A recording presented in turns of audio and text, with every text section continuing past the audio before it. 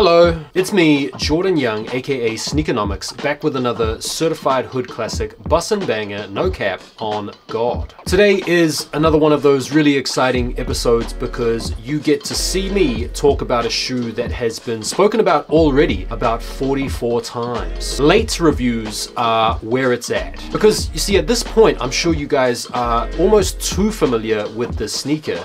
I really don't have to talk that much about it. I can really just give you my opinions on whether or not I think they're worth going for in the resale market. And so if you are interested in that, you're in the right place. If you like late reviews, mildly spicy takes, and the occasionally good sneaker content, feel free to subscribe to the channel. And if you don't want to do that, it's absolutely fine.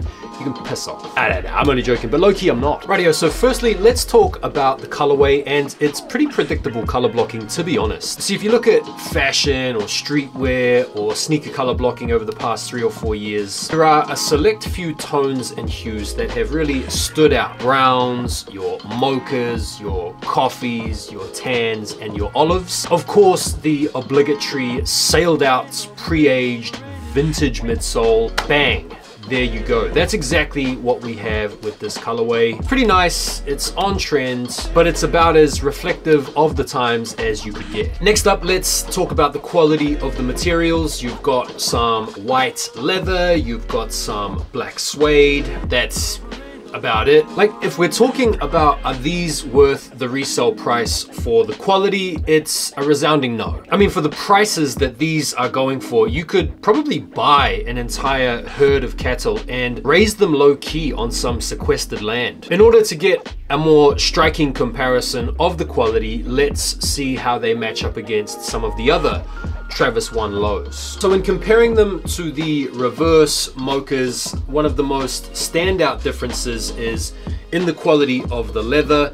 The leather on the reverse mocha is this nice tumble. You can sort of see the pebbling, and to the touch, the leather on the reverse mochas feels a little bit thicker, a little bit softer, but generally speaking, because the reverse mocha has, in my opinion, a nicer quality leather, at least to the eye and to the touch, they're definitely not as nice a quality as the reverse mochas. Comparing them to the fragments, again, I would say the leather on the fragments is a little bit softer. It's of a similar type of grade, it would seem. Fragments maybe a little bit softer, but that could be because I've worn these a whole bunch. The rest of the shoe shapes up pretty closely, although I would probably give the edge just slightly to the fragments. And then finally, comparing them to the OGs. Obviously the OGs have got the all suede upper, which is of a nice quality, so it's difficult to compare against these ones really, but I would say just to the eye and to the touch, the low olives are probably the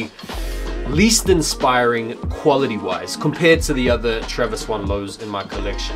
So let's check out the prices online and see what they're going for in today's market. I'm just going to use my size as a reference, which is a pretty common size, a woman's 12W or a US 10.5. So the highest bid currently on StockX is just over $1,000. The lowest ask, $1,273, and the last sale, $880. I don't know about you guys, but these last sales on StockX always kind of piss me off because they kind of give you a bit of an inaccurate sense of exactly where the market is. Like, I'm always thinking, who out there managed to cop these for $835? Like, are they taking into account sales from resale shops in Serbia or something? On goats, it's actually worse. I've got it in pounds here, 1,000 pounds for a woman's 12, which is, I guess, around about $1,200. Finally, looking on eBay, you can get some UK 9s for around 900 pounds or around about $1,000. So basically the resale price for these shoes is between $1,000 and $1,200 currently.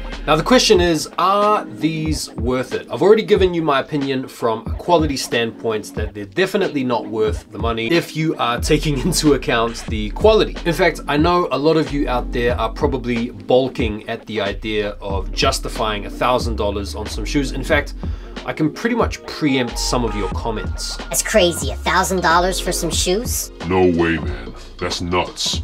You know they were made with about 40 cents worth of material? I would never pay that much for sneakers, no way. Retail or under, no way I'm paying resale. Are you kidding me? Why would I pay $1,000 when I can get some reps that have better quality? It's crazy. I can't believe people are really paying this much for shoes. It's crazy. Ultimately, the answer is no. No sneaker is worth $1,000, especially not a sneaker that was put together by some kid in a factory for 12 cents. No, I'm only joking. Look, from a quality standpoint, obviously they're not worth that money. From a collectability standpoint, you could certainly argue that yes, they are worth that money, considering they're as low now as they're ever going to be. So if you wanted to grab them, now is the time. If you're a big time sneaker collector like me and you like to have the latest hype sneakers, it's a no-brainer. If you're a Travis Scott fan and you have the other Travis 1 lows, it's a no-brainer. If you're able to trade sneakers from your collection that you're not wearing or sell off pairs to raise up the money for these, absolutely fine, no-brainer. But unless you're meeting those conditions, this is definitely a sneaker that you can go without, in my opinion. There are a lot better options out there for that type of money, including used versions of things like the reverse mochas or even the fragments, which I think are way better quality and just as wearable, if not even more wearable than these. And there we go, that's my take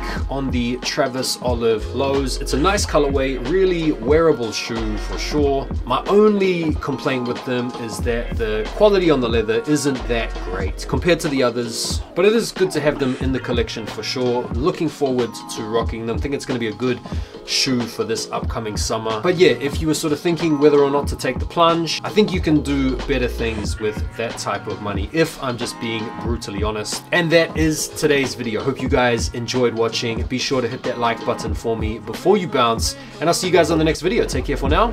Peace.